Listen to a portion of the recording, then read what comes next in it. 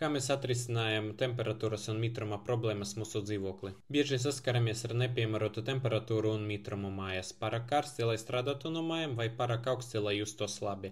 Gaisa mitrums bija vai nu pārāk augsts, vai arī ieslēdzot apkuri, gaisa kļuva sauss, izraisot klepu un liekot augiem novist. Tāpat arī pēkšņas atmosfēras spiediena izmaiņas ietekmē mūsu pašsajūtu. Mēs atradām risinājumu - viedais sensors, kas mēra temperatūru, mitrumu un spiedienu. Uzstādot sensoru, mēs varam redzēt visus datus telefona un saņemt paziņojumus par izmaiņām. Viedais sensors ļauj automātiski regulēt klimatu, ieslēdzot kondicionēri, kad kļūst pārāk karsti, vai apkuri, kad ir augsti. Ziemā, kad gaisa ir sauss, sensors ieslēdz mitrinātāju, līdz mitrums atgriežas normāla līmenī.